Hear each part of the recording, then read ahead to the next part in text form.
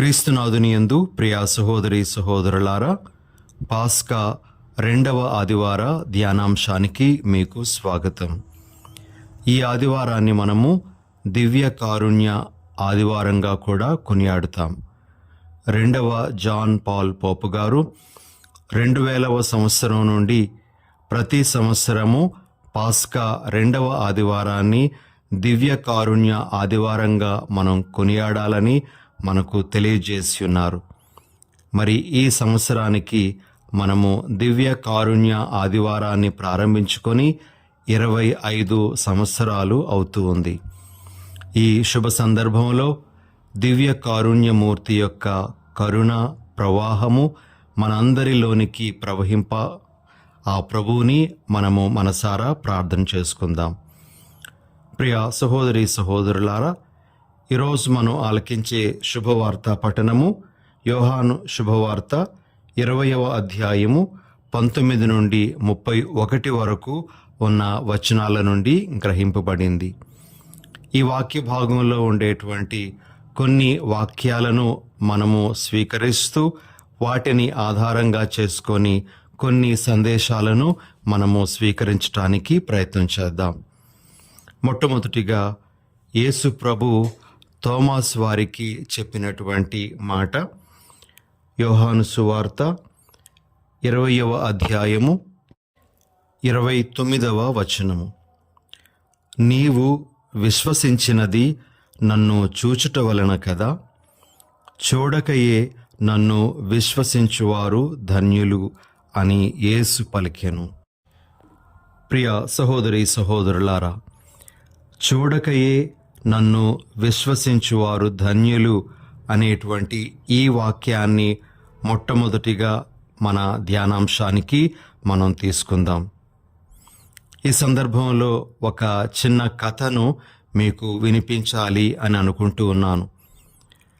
ఆ కథ ఏమిటి అంటే, ఒకసారి కడుపులో ఉన్నటువంటి 2 పసికందులు మాట్లాడుకుంటున్నారట. తల్లి కడుపులో ఉన్నటువంటి ఆ 2 సంభాషణ ఇలా సాగుతూ ఉంది. మొదటి బిడ్డ రెండో బిడ్డను చూస్తూ, ప్రసవం తర్వాత జీవితం ఉంటుందా అని అడుగుతుంది. రెండో బిడ్డ, తప్పకుండా ఆ ప్రసవానంతర జీవితం చాలా బాగుంటుంది, అప్పుడు చాలా వెలుగుంటుందట. అంతేకాకుండా మన కాళ్లతో మనం నడుస్తాము, మన నోటితో మనం తింటాం కూడా, ఆ జీవితం చాలా బాగుంటుంది అని రెండవ బిడ్డ మొదటి బిడ్డతో చెప్పడం జరుగుతుంది. అప్పుడు మరలా ఆ మొదటి బిడ్డ, అదంతా బూటకం, ఇక్కడితోనే అంతా అంతమైపోతుంది, వెలుగు లేదు, ఏమీ ఉండదు అని మొదటి బిడ్డ చెప్పడం జరుగుతుంది. అప్పుడు రెండవ బిడ్డ, లేదు, ఎంతకంటే ముఖ్యమైనటువంటిది ఇంకొకటి జరుగుతుంది. అదేమిటి అంటే, మనము మన అమ్మను చూస్తాం. ప్రసవానంతర జీవితంలో మన అమ్మని మనము కళ్ళారా చూస్తాము, అమ్మ ప్రేమను కూడా మనము అర్థం చేసుకుంటాము అని. అప్పుడు మొదటి బిడ్డ, అమ్మెవరు? అమ్మ ఉంటే ఇప్పుడు నాకు చూపించు అని రెండో బిడ్డను అడుగుతుంది. అప్పుడు ఆ రెండవ బిడ్డ, మనం ఇప్పుడు అమ్మను మనం చూడలేకపోవచ్చు, కానీ అమ్మ వలననే మనం ఇప్పుడు ఉన్నాము, అమ్మ వలననే మనము ఆహారాన్ని తీసుకోగలుగుతూ ఉన్నాము, కానీ తర్వాత ఆ అమ్మను ఖచ్చితంగా మనం చూస్తాం. ఇప్పుడు కూడా ఆ అమ్మ మాటలు మనకు వినబడతాయి. ఎప్పుడు అంటే, మనం నిశ్శబ్దంగా ఉంటే ఆ అమ్మ మనకు చెప్పే మాటలు, ఆ అమ్మ మనకు చూపించే ప్రేమ అర్థమవుతాయి.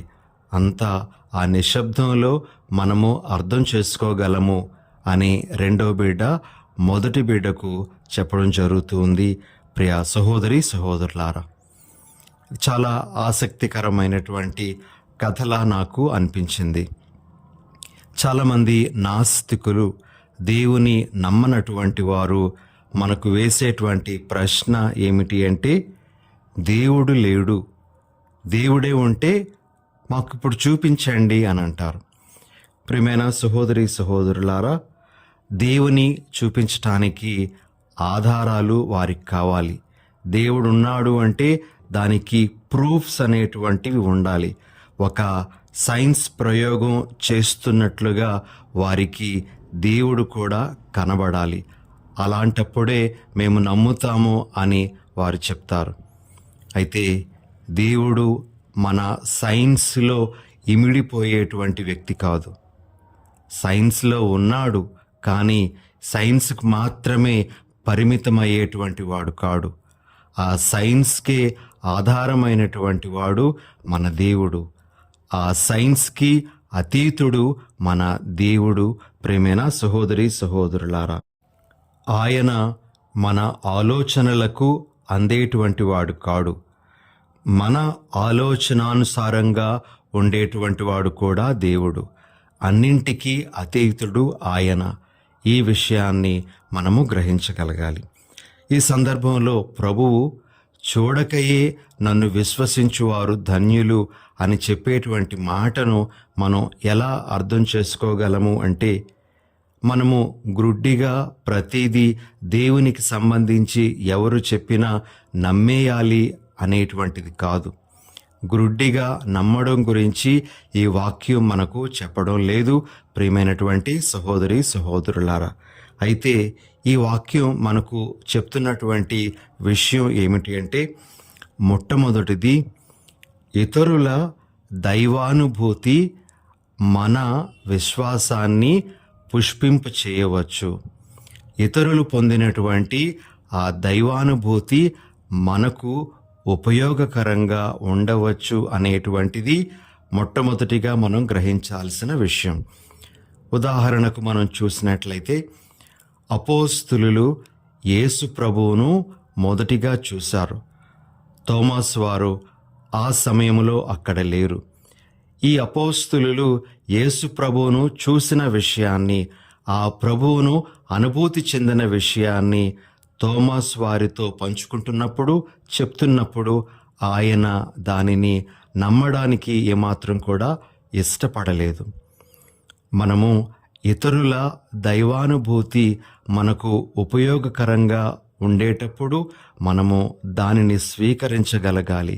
దానిని బట్టి మన యొక్క విశ్వాసాన్ని మనము పెంపొందించుకోవడానికి ప్రయత్నం చేయాలి అనేటువంటిది చూడకయే నన్ను విశ్వసించువారు ధన్యులు అనేటువంటి ఆ మాటలో మనము గ్రహించగలము. ప్రియ సహోదరి సహోదరులారా, మరి ఈరోజు మనము దివ్య కారుణ్య ఆదివారాన్ని కొనియాడుతూ ఉండగా, ఈ దివ్య కారుణ్య ఆదివారం అనేటువంటిది ప్రభువు పునీత ఫౌస్టినమ్మ గారికి ఇచ్చినటువంటి దర్శనంలో తెలియజేసిన విషయాన్ని బట్టి ఈ ఆదివారం అనేటువంటిది ఏర్పాటు చేయబడింది. ఫౌస్టినమ్మ గారికి వచ్చినటువంటి ఆ దైవానుభూతిని ఆనాటి పెద్దలు విశ్వసించారు, అంగీకరించారు. దానికి అనుగుణంగానే ఈ ఆదివారాన్ని కూడా వారు ఏర్పాటు చేయడం జరిగింది. ప్రియ సహోదరి సహోదరులారా, కాబట్టి నాకు వ్యక్తిగతంగా ఆ దైవానుభూతి రాకపోవచ్చు, కానీ ఇతరులకు ఆ దైవానుభూతి వచ్చేటప్పుడు నేను దానిని అపహాస్యం చేయకూడదు, నేను ఆ అనుభూతిని కించపరచకూడదు. ఆ అనుభూతి నాకు నా విశ్వాసాన్ని పెంపొందించుకోవడానికి ఉపయోగకరంగా ఉంటుందా లేదా అనే విషయాన్ని గ్రహించాలి. కాబట్టి చూడకయే నన్ను విశ్వసించువారు ధన్యులు అని ప్రభు చెప్పేటప్పుడు మనము ఈ విధంగా కూడా అర్థం చేసుకోవచ్చు. ఇతరుల దైవానుభూతి మనకు తప్పనిసరిగా ఉపయుక్తంగా ఉంటుంది అనే విషయం. ఇక రెండో విషయం, ప్రియ సహోదరి సహోదరులారా, చూడకయే నన్ను విశ్వసించువారు ధన్యులు అనేటువంటి మాట మనం ఎలా అర్థం చేసుకోవచ్చు అంటే, మనము పరిశుద్ధ గ్రంథ పఠనంలో నిమగ్నమై ఉండేటప్పుడు ఈ పరిశుద్ధ గ్రంథ వాక్యమే మనలను దైవానుభూతిలోనికి నడిపిస్తుంది. మరి చాలామంది దేవుని వ్యక్తిగతంగా కలుసుకున్నది ఆ పరిశుద్ధ గ్రంథ వచనాల ద్వారా మరి మనకు కూడా ఈ అనుభూతి అనేటువంటిది ఎదురవుతుంది అనే విషయాన్ని మనం గ్రహించాలి. మన కంటికి ప్రభు యొక్క దర్శనం అనేటువంటిది గోచరించకపోవచ్చు. అయితే మనము వాక్యాన్ని చదివేటప్పుడు ఆ వాక్యము మనలో పనిచేస్తుంది. ఎమ్మావు గ్రామానికి వెళ్తున్నటువంటి ఆ శిష్యులతో ప్రభువు మాట్లాడినప్పుడు వారి హృదయాలు ఏ విధంగా ప్రజ్వరిల్లాయో అదేవిధంగా దేవుని యొక్క వాక్యం మనలను ప్రజ్వరిల్ల చేస్తుంది. ఆ వాక్యం మనలను దైవానుభూతిలోనికి నడిపిస్తుంది అనే విషయాన్ని మనం గ్రహించాలి అని ప్రభు మనకు ఈరోజు తెలియజేస్తున్నారు. చూడకయే నన్ను విశ్వసించువారు ధన్యులు అని ప్రభు అన్నప్పుడు దైవ గ్రంథ పఠనం ద్వారా కూడా మనకు దైవానుభూతి కలుగుతూ ఉంది అని మనం గ్రహించాలి అని ప్రభు అంటున్నారు. అందుకే ఈరోజు మనం ఆలకించినటువంటి సువార్త పఠనంలోని ఆఖరి వాక్యం యోహాను సువార్త 20వ అధ్యాయము 31వ వచనంలో ఈ విధంగా మనము చదువుతాం. యేసు దేవుని కుమారుడైన క్రీస్తు అని విశ్వసించుటకును ఈ విశ్వాసము ద్వారా ఆయన నామమున మీరు జీవము పొందుటకును ఇవి వ్రాయబడిన విషయాలన్నీ కూడాను మనలను జీవంలోనికి నడిపిస్తాయి అని ప్రభు మనకు తెలియజేస్తున్నారు. అదేవిధంగా ప్రియ సహోదరి సహోదరులారా, దైవానుభూతి మనకు దేవుని యొక్క కృపను బట్టి వ్యక్తిగతంగా కూడా సాధ్యమవుతుంది. కొన్నిసార్లు మనము ప్రార్థనలో లీనమై ఉండేటప్పుడు ఆ దైవానుభూతిని మనం పొందుకోగలం. అదేవిధంగా దివ్య సత్ప్రసాదాన్ని మనము భక్తి మర్యాదలతో స్వీకరించి ప్రభు నాలో ఉన్నాడు అనేటువంటి ఆ అవగాహనతో ఆ క్షణాలు గడిపినప్పుడు కూడా మనము దైవానుభూతిని పొందగలము ప్రియ సహోదరి సహోదరులారా. కాబట్టి ఆ దైవానుభూతి అనేటువంటిది వ్యక్తిగతంగా కూడా మనకు సాధ్యమవుతుంది దేవుని కృపను బట్టి. కాబట్టి ఒకవేళ దైవానుభూతి లేకపోయినట్లయితే దేవుడు లేడు అని చెప్పడం అనేటువంటిది అవివేకం. ఎవరైనా ఒక అజ్ఞాని తన గది తలుపులు కిటికీలు పూర్తిగా మూసుకొని ఈరోజు సూర్యుడు ఉదయించలేదు అని చెప్తే ఆ మాటలు ఎంత అవివేకమో, అలానే నాకు దైవానుభూతి లేకపోతే దేవుడు లేడు అని చెప్పడం కూడా అంతే అవివేకం ప్రియ సహోదరి సహోదరులారా. కాబట్టి చూడకయే నన్ను విశ్వసించువారు ధన్యులు అనేటువంటి ఆ వాక్యాన్ని మనము ఈ విధంగా అర్థం చేసుకోవడానికి ప్రయత్నం చేయాలి. ఇక రెండవ వాక్యం ఈరోజు మనం ఆలకించినటువంటి సువార్త పఠనం ద్వారా గ్రహించేటువంటిది ఏమిటి అంటే, వారు తలుపులు మూసుకొని ఉండిరి అనేటువంటి మాట. యోహాను సువార్త 20వ అధ్యాయము 19వ వచనంలోను 26వ వచనంలోను మనము ఈ యొక్క భావాన్ని గ్రహించగలము. తలుపులు మూసుకొని ఉండుట లేదా లాక్ చేసుకొని ఉండుట అనేది మనము ఇప్పుడు గ్రహించాల్సినటువంటి ఒక విషయం. ప్రియమైన సహోదరి సహోదరులారా, మనము సాధారణంగా మన ఇంటి తలుపులు మూసుకొని ఉంటాం. మన ఇంటికి తాళాలు వేస్తాం. ఎందుకు అంటే మనకు దొంగల భయం ఉంటుంది. ఎవరైనా దొంగలు మన ఇంటి మీద పడి దొంగతనం చేస్తారు అనేటువంటి భయం. అదేవిధంగా మన యొక్క సంస్థలు, విద్యా సంస్థలు కావచ్చు, లేకపోతే ఇంకేదైనా సంస్థ కావచ్చు, వాటికి కూడా మనము తాళాలు వేస్తాం. వాటిని కూడా మనము మూసి ఉంచుతాం. మనము ఇతరులు ఎవరైనా సరే దోపిడీ చేస్తారేమోనని భయపడతాం. విలువైనటువంటి వస్తువులు అందులో నుండి పోతాయేమో అనేటువంటి భయంతో మనము మన సంస్థలకు తలుపులు వేస్తాం, తాళాలు బిగిస్తాం. అదేవిధంగా మన దేశ సరిహద్దులను కూడా మనం మూసేస్తాం. ప్రస్తుతము యుద్ధ వాతావరణం అనేటువంటిది నెలకొని ఉంది పాకిస్తాన్కి మన దేశానికి మధ్య. ఈ సందర్భంలో ప్రియ సహోదరి సహోదరులారా, దేశ సరిహద్దులను మూసేయడం అనేటువంటిది జరుగుతూ ఉంది. శత్రువుల దాడి అనేటువంటి భయం వలన కూడా మరి ఈ విధంగా మనం చేస్తాం. మరి ఇంకా మన వ్యక్తిగత జీవితాలకు వచ్చినట్లయితే మనము వాడుకునేటువంటి మొబైల్ ఫోన్ కూడా మనం లాక్ చేస్తూ ఉంటాం. మనం ఎవరైనా మన వ్యక్తిగత సమాచారాన్ని తెలుసుకుంటారేమో అనేటువంటి ఉద్దేశంతో మనము మన మొబైల్ ఫోన్ కూడా లాక్ చేసుకుంటూ ఉంటాము ప్రియ సహోదరి సహోదరులారా. కాబట్టి తలుపులు మూసుకొని ఉండడం, లాక్ చేసుకొని ఉండడం అనేటువంటిది దేనిని సూచిస్తూ ఉంది అంటే భయాన్ని సూచిస్తూ ఉంది. అన్ని రకాలైనటువంటి భయాలను మనకు అది వ్యక్తీకరిస్తూ ఉంది ప్రియ సహోదరి సహోదరులారా. అయితే అలాంటి పరిస్థితిలోనికి యేసు ప్రభు వెళ్తూ ఉన్నారు. మూసిన తలుపులు మూసినట్లుండగానే, అనగా వారు తమ యొక్క భయంలో ఉంటుండగానే యేసు ప్రభువు వారి మధ్యకు వెళ్తూ ఉన్నారు. అపోస్తుల దగ్గరకు ఆయన వెళ్తూ వారికి చెప్పేటువంటి మాట, మీకు శాంతి కలుగునుగాక. 3 సార్లు ప్రభు ఈ మాటను పలకడం అనేటువంటిది ఈనాటి సువార్తలో మనం గ్రహించేటువంటి విషయం. ప్రియ సహోదరి సహోదరులారా, యేసు ప్రభు మనకు తన శాంతిని ఇస్తాను అని వాగ్దానం చేస్తూ ఉన్నారు. మీ యొక్క భయాలలో నేను మీకు శాంతిని ప్రసాదిస్తాను అని ఆయన వాగ్దానం చేస్తూ ఉన్నారు. అయితే యేసు ప్రభు మనకు శాంతిని ఇవ్వడం ఏమిటి? ఆయన శాంతి మనలను మన భయాల నుండి దూరం చేస్తుందా? మనకు సమస్యలు రాకుండా ఉంటాయా? మనకు ఆ కష్టాలు ఇక రావా? మన కష్టాలన్నీ పూర్తిగా తీరిపోతాయా? ప్రియ సహోదరి సహోదరులారా, యేసు ప్రభు ఇచ్చేటువంటి శాంతిని మనము సరైనటువంటి విధానంలో అంగీకరించాలి, తెలుసుకోవాలి. యేసు ప్రభువే స్వయంగా అంటారు, యోహాను సువార్త 14వ అధ్యాయము 27వ వచనంలో, లోకము వలె నేను మీకు శాంతిని ఇచ్చుటలేదు అని.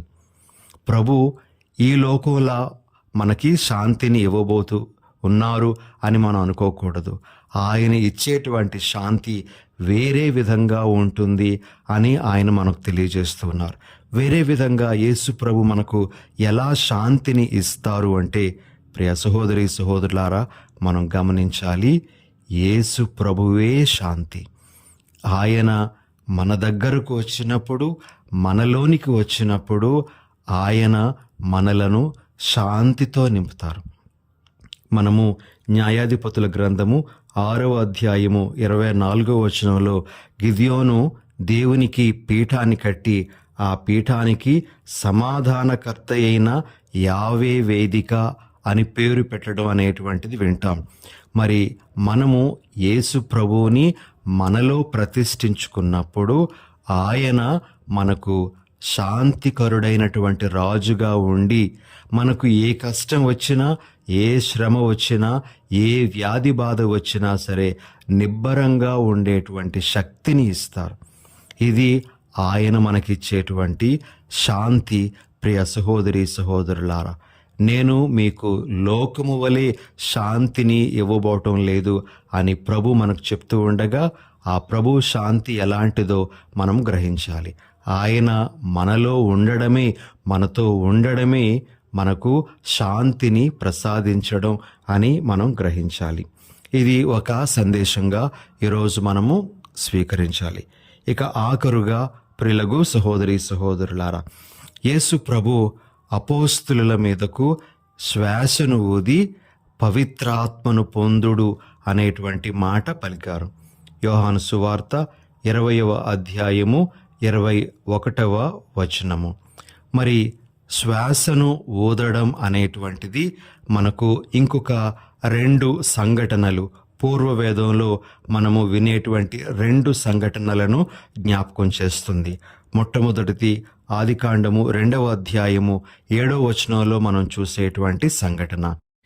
మట్టిని మానవ ఆకారంలోకి మార్చినటువంటి ప్రభువు ఆ మానవ ఆకారములోని నాసికా రంధ్రాల దగ్గర తన శ్వాసను ఊది, ప్రాణవాయువును ఊది, నిర్జీవముగా మట్టి ముద్దగా ఉన్నటువంటి దానిని జీవము గలవానిగా చేయడం అనేటువంటిది. కాబట్టి ఇది మొదటి సందర్భము. దేవుడు శ్వాసను ఊదడం గురించి మనం ఆలకించేది. ఇక రెండవది, ప్రియ సహోదరి సహోదరులారా, యెహెజ్కేలు గ్రంథము 37వ అధ్యాయము 9 నుండి 10 వరకు ఉన్నటువంటి వచనాలలో మనము దేవుడు యెహెజ్కేలు ప్రవక్తను ఎండిపోయినటువంటి ఎముకలకు ప్రవచించమని చెప్పడం జరుగుతుంది. మరి ఊపిరికి కూడా ప్రవచించమని చెప్పడం జరుగుతుంది. ఆ ఊపిరి ఎండినటువంటి ఆ ఎముకలలోనికి ప్రవేశించినప్పుడు, ఆ దేహాలలోనికి ప్రవేశించినప్పుడు అవన్నీ బ్రతికి లేచి నిలబడ్డాయి అనే విషయాన్ని మనము అక్కడ చూస్తాం. మరి యేసు ప్రభు శ్వాసను ఊదడం అనేటువంటిది దేనిని సూచిస్తూ ఉంది అంటే క్రొత్త జీవితాన్ని ఇవ్వడాన్ని సూచిస్తుంది. క్రొత్త సృష్టిగా వారిని మలచడాన్ని సూచిస్తుంది. క్రొత్త శక్తిని వారికి ఇవ్వడాన్ని సూచిస్తుంది. ప్రియ సహోదరి సహోదరులారా, మనం కూడా పరిశుద్ధ ఆత్మను మన జ్ఞానస్నాన గడియలో పొందుతూ ఉన్నాం. ఆ సమయం నుండి మనము నూతన సృష్టిగా మారుతూ ఉన్నాం. ఆ సమయం నుండి నూతన జీవితం మనలోనికి ప్రవేశిస్తూ ఉంది. నూతన శక్తి అనేటువంటిది మనకు వసగబడుతూ ఉంది. కాబట్టి మనము ప్రభు యొక్క ఆ పరిశుద్ధ ఆత్మను పొందినటువంటి వాళ్ళమై నూతన వ్యక్తులుగా జీవించాలి అనేటువంటిది ప్రభు యొక్క కోరిక. ఈ విషయాలన్నీ ఈ దినాన మనము ధ్యానిస్తూ దివ్య కారుణ్యమూర్తి యొక్క కరుణలో ఎల్లప్పుడూ జీవించగలిగే భాగ్యాన్ని, మరి అదే కారుణ్యాన్ని మనము ఇతరులకు ప్రదర్శించేటువంటి వరాన్ని అనుగ్రహించమని ప్రభువుని వేడుకుందాం. ప్రార్థన చేసుకుందాం. పరిశుద్ధుడైన ఓ మా ప్రభువా, మీ పరిశుద్ధ నామానికి స్తోత్రాలు. దేవా, ఈరోజు దివ్య కారుణ్య ఆదివారాన్ని కొనియాడుతూ ఉండగా మీ కారుణ్యాన్ని మేము గ్రహించగలిగే వరాన్ని మాకు దయచేయండి. ప్రభువా, మాలో గొప్పదైన విశ్వాసాన్ని మీరే పెట్టండి. చూడకయే విశ్వసించువారు ధన్యులు అని వాక్యం సెలవిస్తూ ఉండగా ప్రభువా, మేము మా దైవానుభూతిని ఇతరులు పొందినటువంటి ఆ అనుభూతి ద్వారా కూడా ఫలింప చేసుకునేటువంటి భాగ్యాన్ని మాకు అనుగ్రహించండి. ప్రభువా, ఆత్మతో నింపబడినటువంటి వాళ్ళమై మేము నూతన సృష్టిగా జీవించే వరాన్ని మాకు దయచేయండి. మీరే మా సమాధానకర్తగా ఉండండి. ఈ మా మనవులను మా ప్రభువైన యేసు నామమున అడిగి వేడుచున్నాం తండ్రి. ఆమెన్.